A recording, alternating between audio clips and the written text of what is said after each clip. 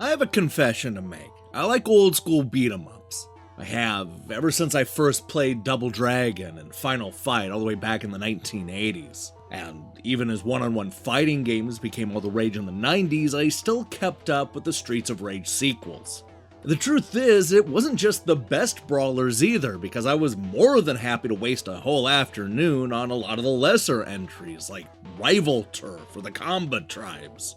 But we're not here to talk about a good beat-em-up or even a middling one.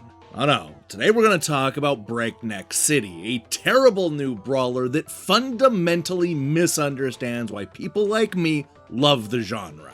Yeah, you better grab that ice pack and Neosporin because this is gonna be a street fight.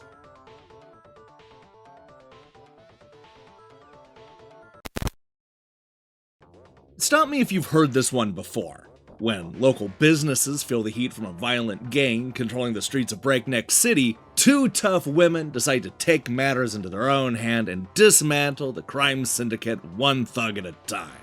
Their names are Sydney Flintlock and Justine Jacobs, but that hardly matters, because everything from the setup to the level designs are so generic that you won't remember playing this game even a few weeks from now.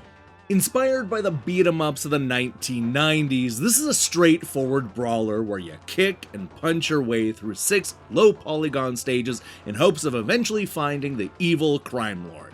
You'll notice that I didn't say kick and punch and pull off other moves because all you do is kick and punch. Okay, you can jump kick and jump punch, so I guess that's technically 4 moves, but you can't throw the gang members or pull off any kind of special attack. You may recall that many old school beat-em-ups would give you the option to perform a power move by pressing both the punch and kick buttons at once, something that was especially good at getting you out of trouble. Well, there's nothing like that here. All you do in Breakneck City is kick and punch. The good news is that there are a handful of weapons that you can pick up, including a bat, a sword, and even a gun. These will help you thin out the bad guys when you're swarmed, but watch out because more times than not, those same weapons will be used against our heroes. While it's not exactly an attack, it's worth mentioning that both characters can sidestep enemy attacks by using the right analog stick. You know, on second thought, I'm not even sure I can call it a sidestep because what it actually does is move the character around the screen at an alarming speed. It's kind of like having a run button, except that nobody's legs are moving and it kind of looks like you're floating around the stage because of some sort of glitch. Either way, it's incredibly useful, though it's a shame that you can't tie it into other moves or attacks. Now, beyond the repetitive punching and kicking, the real problem with this game is that the levels aren't even remotely interesting. Even without playing it, I guarantee that you're going to be able to name most of the locations found in Breakneck City. We get the usual back alley, the warehouse, the gang leader's mansion, and even a skyrise. And yes, before you ask, there is an elevator section. And the problem isn't that they're simply generic, rather that they aren't much fun to fight through. Too many trap the action in narrow corridors and employ frustrating platforming sections. Yeah, and they also look terrible. The sad truth is that this is an ugly brawler. With the low-res polygons and repeating backgrounds, Breakneck City looks a lot more like Dynamite Cop than Streets of Rage. The beautiful pixel artwork that was created for most of those 90s beat-em-ups has been replaced by gross textures covering completely flat polygons. Everything from the character designs to the furniture lining the mansion looks bad and unpolished, all of which left a real bad taste in my mouth. However, Breakneck City's biggest sin comes at the very end when the game abruptly cuts to the credits instead of giving us a satisfying conclusion.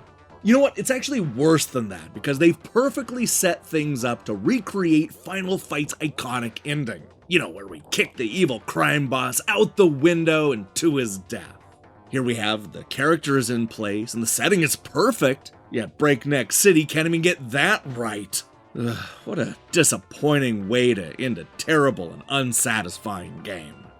Now, if you're going to press me on naming something that I actually liked about this brawler, then I would point to the penultimate boss. It's a heavily armored ninja that initially seems impossible to hurt, only for you to gradually figure out that you'll need to knock him into flower pots and bookshelves in order to defeat him.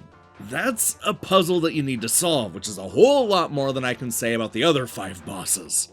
Alright, look, I know it's not much, but this heavily armored ninja was the only time that I actually had fun playing Breakneck City. It was either in the review on a positive note, or spend another 10 minutes complaining that the game is broken and how it'll often fling you outside of the level with no way to get back in. Yeah, I'm choosing to be more positive in 2022.